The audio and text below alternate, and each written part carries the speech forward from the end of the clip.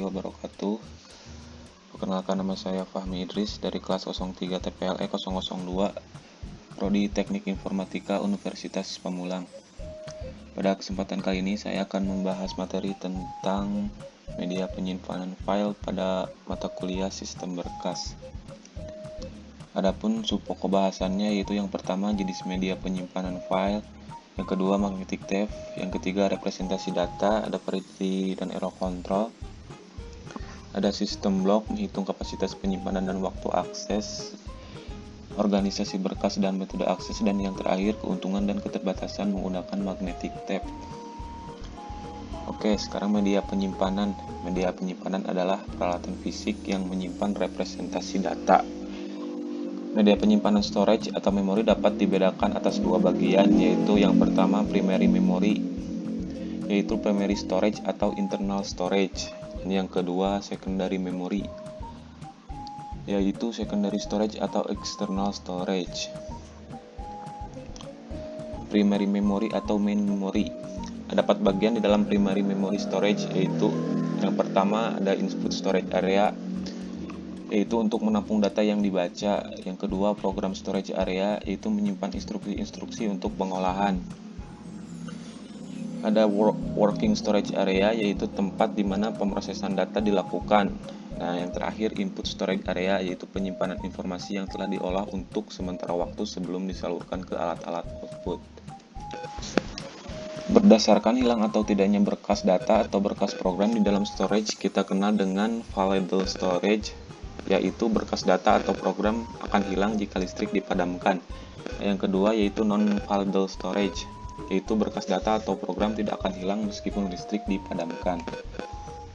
Nah, berikut primary memory komputer terdiri dari dua bagian. Nah, yang pertama ada random access memory, yaitu bagian dari memori yang dapat kita isi dengan data atau program dari disket atau sumber lain, di mana data-data dapat ditulis maupun dibaca pada lokasi di mana saja di dalam memori, karena RAM sendiri bersifat non-volatile. Yang kedua, ROM, yaitu read-only memory, memori yang hanya dapat dibaca. Pengisian ROM dengan program maupun data dikerjakan oleh pabrik. ROM biasanya sudah ditulisi program maupun data dari pabrik dengan tujuan-tujuan khusus. Misalnya, diisi penerjemah atau interpreter dalam bahasa basic. Jadi ROM termasuk sebagai memori yang dapat kita pergunakan untuk program-program yang kita buat. Karena ROM sendiri bersifat non-volatile. Nah, di sini ada tipe-tipe lain dari ROM chip. Nah, yang pertama ada PROM, atau programmable read-only memory. Nah, jenis dari memori yang hanya dapat diprogram. PROM dapat diprogram oleh user atau pemakai. Data yang diprogram akan disimpan secara permanen. Yang ketiga ada EEPROM, atau erasable programmable read-only memory. Nah, jenis memori yang dapat diprogram oleh user. EEPROM dapat dihapus dan diprogram ulang. Nah, yang terakhir ada EEPROM, yaitu electrically erasable programmable read-only, memori yang dapat diprogram oleh user. EEPROM dapat dihapus dan diprogram ulang secara elektrik tanpa memindahkan chip-chip dari circuit board. Selanjutnya secondary memory atau auxiliary memory, yaitu memori daripada CPU sangat terbatas sekali dan hanya dapat menyimpan informasi untuk sementara waktu.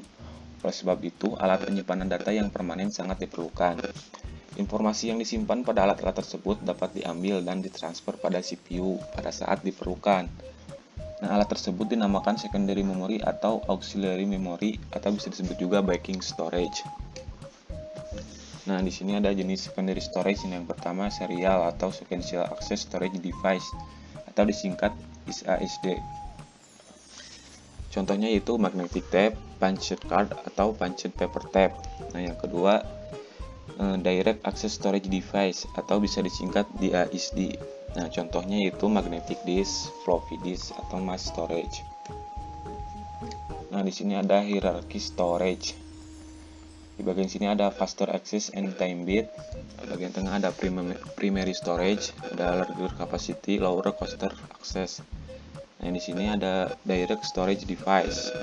Nah, pada memori tambahan, pengaksesan data dilakukan secara tidak langsung, yaitu dengan menggunakan instruksi-instruksi seperti get, path, read, atau write.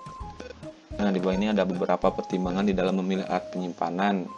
Nah, yang pertama ada cara penyusunan datanya, kapasitas penyimpanan, waktu akses, kecepatan transfer data, harga, persyaratan pemeliharaan, dan standarisasi. Selanjutnya yaitu magnetic tape. Magnetic tape adalah model pertama daripada secondary memory. Tape ini juga dipakai untuk alat input atau output, di mana informasi dimasukkan ke CPU dari tape dan informasi diambil dari CPU lalu disimpan pada tape lainnya.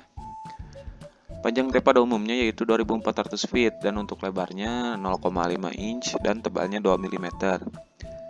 Data disimpan dalam bintik kecil yang bermagnet dan tidak tampak pada bahan plastik yang dilapisi oleh peroksida. Fleksibel plastiknya disebut mylar dan untuk mekanisme aksesnya adalah tape drive. Untuk jumlah data yang ditampung tergantung pada model tape yang digunakan. Nah, untuk tape yang panjangnya 2400 feet dapat menampung kira-kira sampai 23 juta karakter. Penyimpanan data pada tape adalah dengan cara sekuensial. Di sini ada representasi data dan density pada magnetic tape. Nah, data direkam secara digit pada media tape sebagai titik-titik magnetisasi pada lapisan peroksida.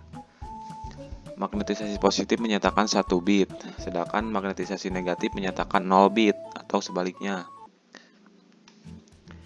Tape terdiri atas 9 track. Nah, 8 track dipakai untuk merekam data dan track yang ke-9 untuk koreksi kesalahan. Salah satu karakteristik yang penting dari tape adalah density atau kepadatan, di mana data disimpan. Density adalah fungsi dari media tape dan drive yang digunakan untuk merekam data ke media tadi. Satuan yang digunakan density adalah bytes per in atau BPI. Umumnya density dari tape adalah 1600 BPI dan 6250 BPI, karena BPI ekuivalen dengan karakter per inch. Di sini ada variety dan error control pada magnetic tape. Salah satu teknik untuk memeriksa kesalahan pada magnetic tape adalah dengan cara variety check. Nah, di sini ada jenis variety check-nya adalah ada dua bagian. Ada dua jenis. Yang pertama ada odd variety atau variety ganjil.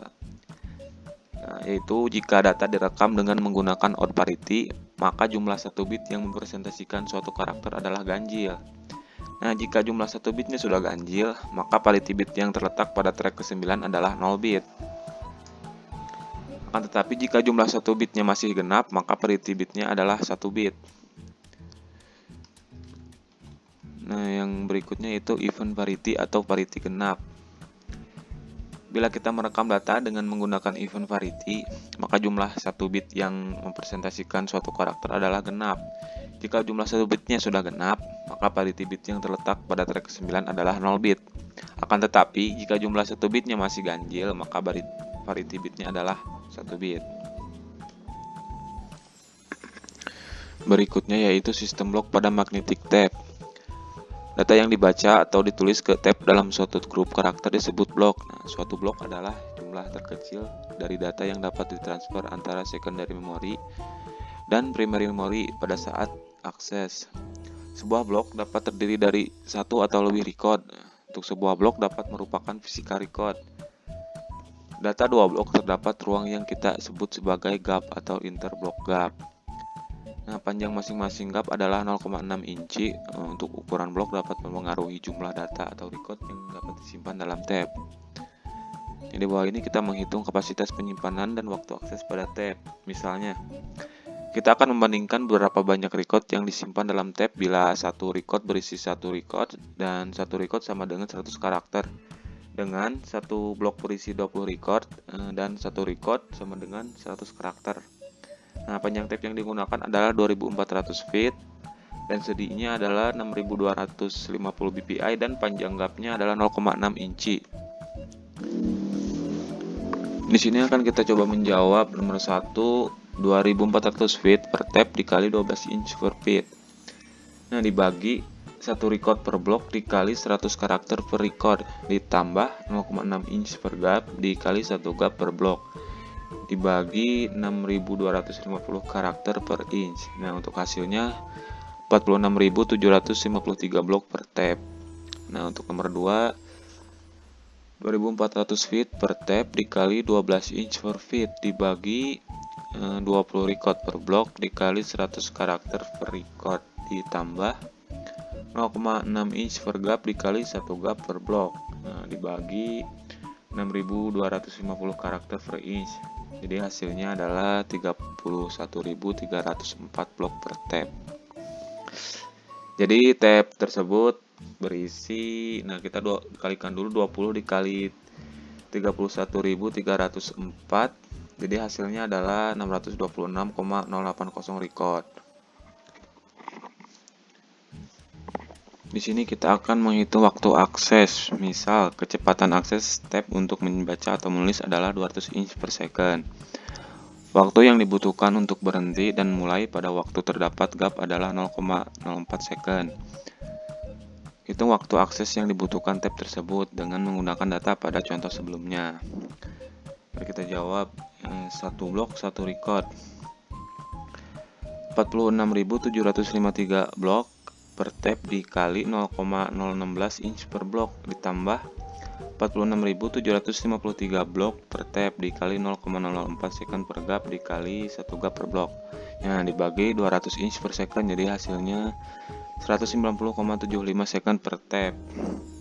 Nah, jadi waktu akses yang dibutuhkan tab tersebut adalah 190,75 second. Yang kedua, misalkan satu blok 20 record. 2.338 blok per tab dikali 0,032 inch per blok ditambah 2.338 blok per tab dikali 0,04 second per gap. Nah, dikali gap per blok dibagi 200 inch per second, jadi hasilnya 10,55 second per tab. Nah, jadi waktu akses yang dibutuhkan tab tersebut adalah 10,55 second. Oke, selanjutnya yaitu keuntungan dan keterbatasan penggunaan magnetic tab. Nah, untuk keuntungannya sendiri pun yang pertama, panjang record tak terbatas, density yang tinggi, volume penyimpanan datanya besar dan harganya pun relatif murah. Nah, untuk kecepatan transfer datanya tinggi.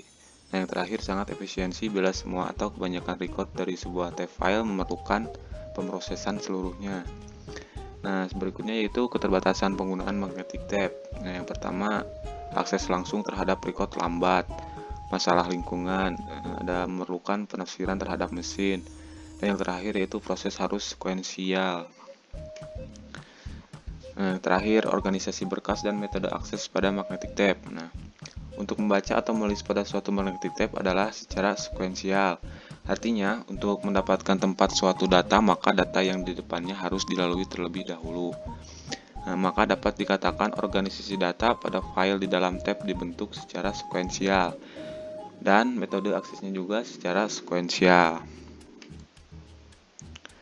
Baik, saya rasa cukup. Mohon dikoreksi apabila ada kesalahan. Terima kasih. Wassalamualaikum warahmatullahi wabarakatuh.